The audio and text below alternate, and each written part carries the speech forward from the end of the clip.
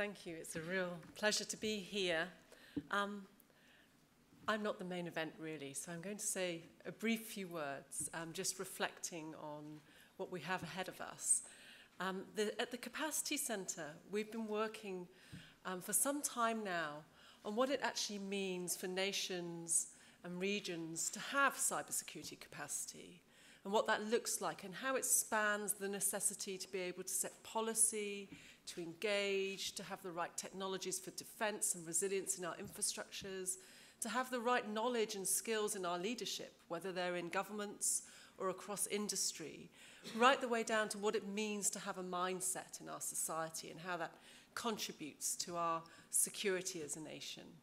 And more recently, we've been standing up research looking at what cyber harm really is, how it manifests, how we experience it, so that we might better be able to measure it and understand how cybersecurity measures actually help reduce that harm. And as I look across the agenda of all of the discussions we're going to be having, it excites me because we connect with all of these important issues, whether they are cyber norms, whether they're authentication controls, whether it's how we collaborate to fight cybercrime and the harm that we experience from it. And so, as through that excitement, I very much look forward to learning from all of us. And then I reflect on this iconic city that we've all been brought together in, and the important anniversary that we face later this week. And whenever we reach this anniversary, it reminds me of the good work and the important work that we do when we come together and we collaborate to address international security and to really help fight the harm that we experience as a humanity. So again, it gives me extremely great pleasure to be here, and I look forward to all of the discussions we're going to have. And it's a great privilege to be able to introduce our first keynote speaker, Suzanne Spaulding. Suzanne's the Undersecretary for the National Protection and Programs Directorate at Homeland Security. Her credentials are impeccable. She has spent nearly 25 years working on national security issues, working with Republicans, with the Democrats across both sides of the aisle in Congress. She's held leadership positions in the important committees around the House and the Senate Intelligence Committees, and has spent 6 years at the CIA. And I'm not going to read out any more because, of course, you can read that for yourself, and you will see for yourself why she's the perfect person, I think, to inspire us and really set the tone for our discussions moving forward. So I'd like you to welcome Suzanne to the stage. Thank you.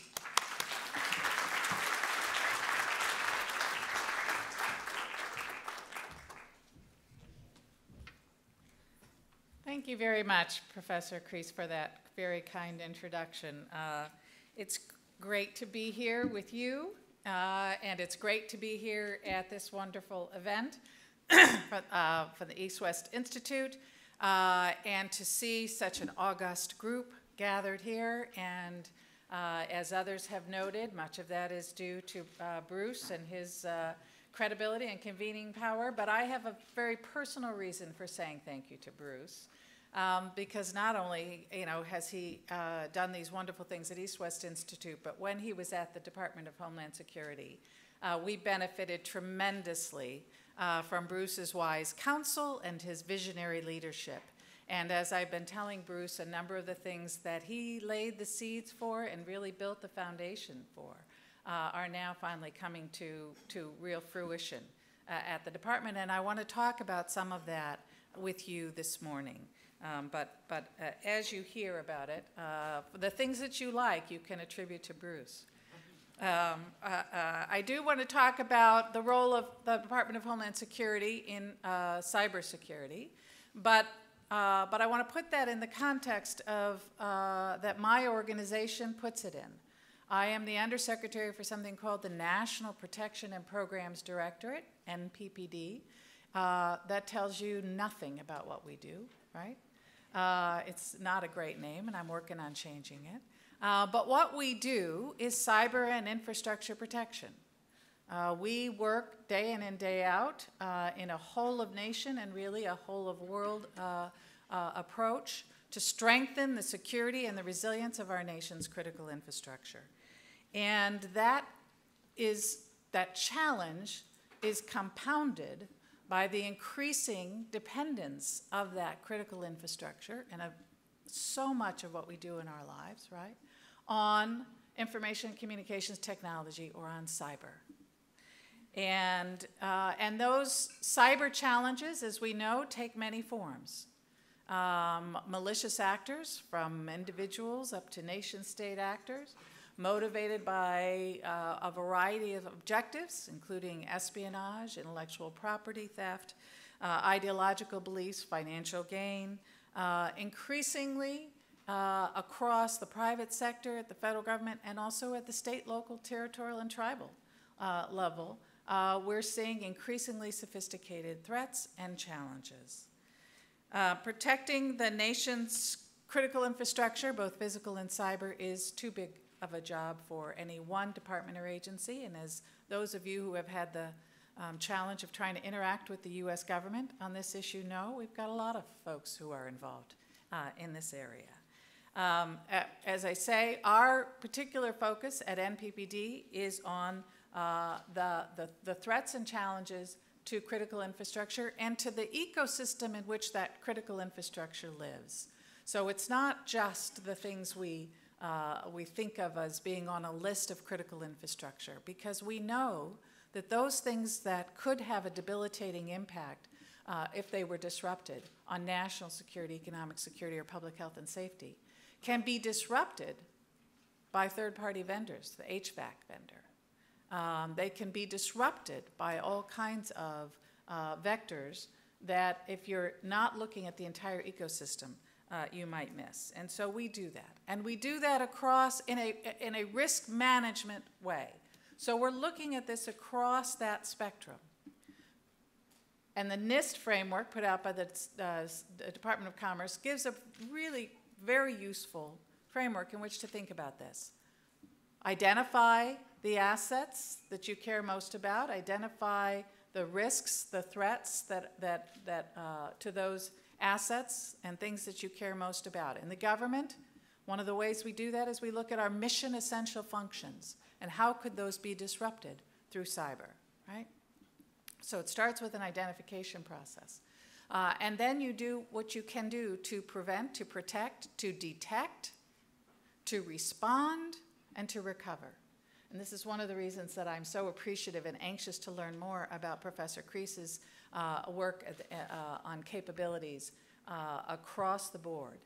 One of the things that we focus on in NPPD is making sure that we're looking at threats, vulnerabilities, consequences, and mitigation across physical and cyber at every step of the way, and not building stovepipes around cyber and physical. The threats can come from either both physical and cyber, even physical threats to your ICT, right? So if you're not keeping that access controlled to your servers, from physical access controls, you're going to be in trouble, right? We know increasingly cyber attacks can have physical consequences, cascading, interdependent parts of our infrastructure that can all suffer consequences from a successful cyber attack. If you are not bringing your physical modeling experts together with your cyber experts, which is something we stood up a couple of years ago in NPPD, you're not answering the so what of cyber effectively, right? You've got to understand, in order to prioritize, we all have scarce resources, you've got to understand the consequences of a wide variety of threats and vulnerabilities in order to prioritize. And that requires that you bring your physical and your cyber expertise together. The same is true then when you look at mitigation, right? So when you look at mitigating, it's not just about preventing that intrusion activity from penetrating your perimeter defense. It's not even just about making sure that you can quickly detect it through your interior, through mechanisms, tools, policies, practices inside your networks. But it is also about making sure that you understand what the consequences would be and how you can mitigate those consequences, not just in your IT network, but in the physical world, right?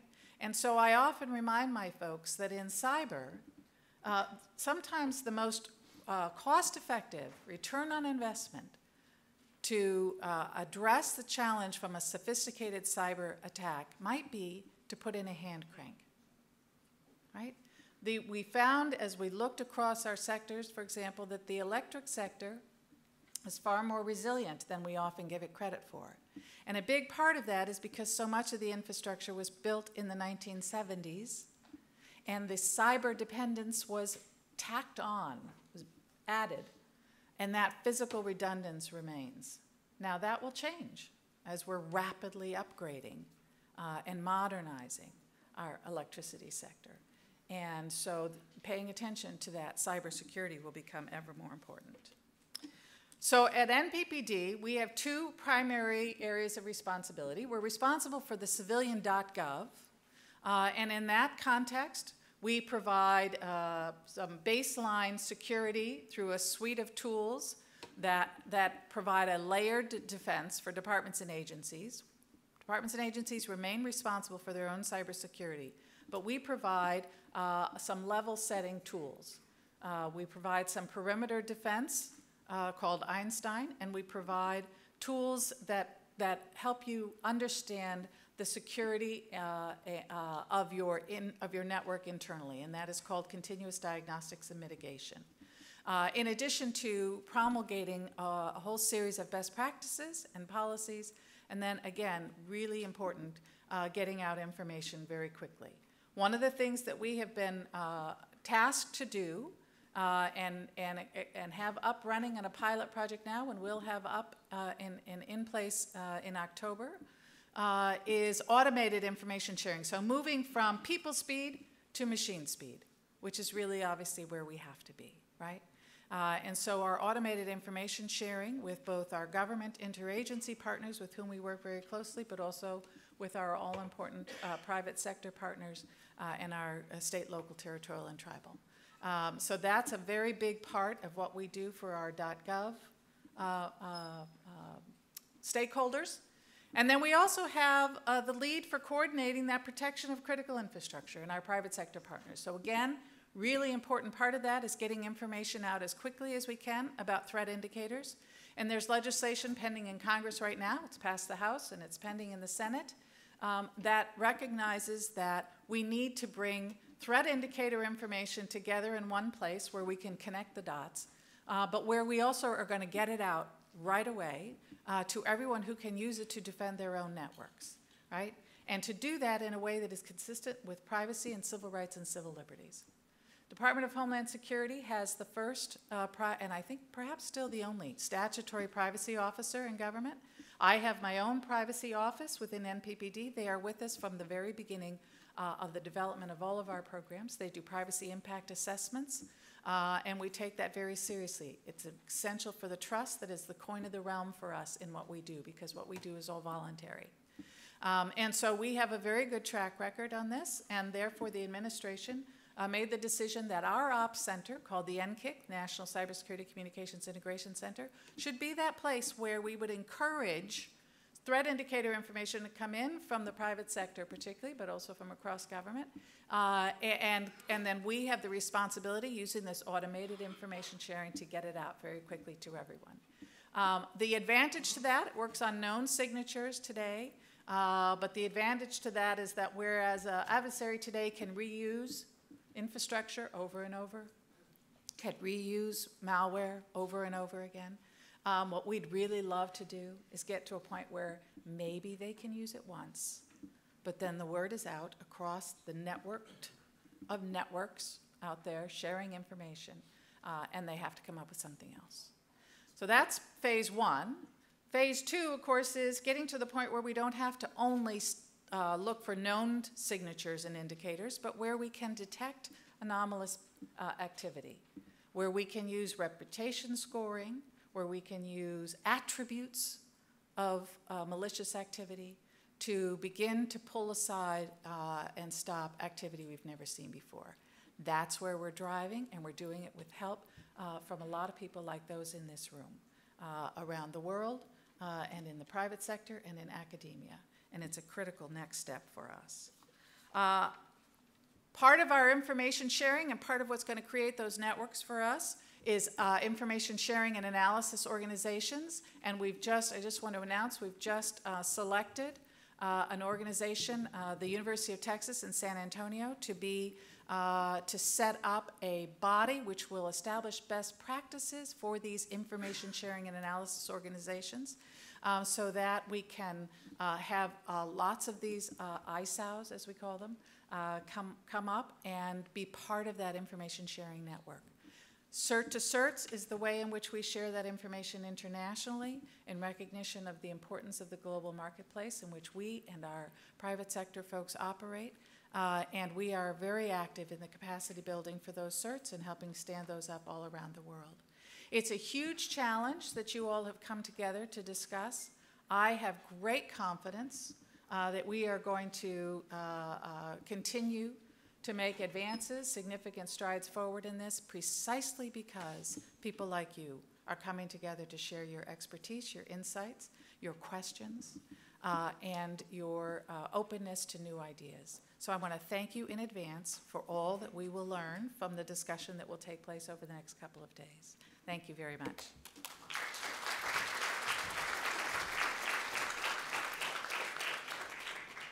Thank you. Am I on? Yes. Thank you, Suzanne. So many exciting initiatives and so important. I could talk to you all day, but I think my job now in the remaining minutes in this session is to actually help facilitate questions from the floor. So does anyone want to start us off? If you could raise your hand. Yes, ma'am. Susan Landau from Worcester Polytech. Suzanne, I was really interested that you mentioned Einstein, because it provides a really good example of the following, something that Bruce actually knows well, which is it's a solution that works very well at the scale and architecture of the federal government, but doesn't apply so well, for example, to communications, ICT world. It doesn't apply so well to the power grid because of different architectures and different requirements. And that leads me to ask, in the kinds of programs you're developing, often they work well for the government, or they should work well for the government. What do you see as providing that impetus and structure for a private sector where they have, whether it's the power grid or the financial sector, they have really different architectures, really different requirements? Who steps in and does that? How do we get that moving? Because often the private sector can't do it for antitrust reasons, doesn't do it for investment reasons. We're not talking about next year's protections. We're talking about protections going 5 years from now, but thinking about them now. It's a great question, Susan. We do have the sort of parallel to Einstein and for the private sector is our Enhanced Cybersecurity Services, or ECS program, which works in a different way. Similarly, relies on threat indicators and signatures, but really works more directly through service providers.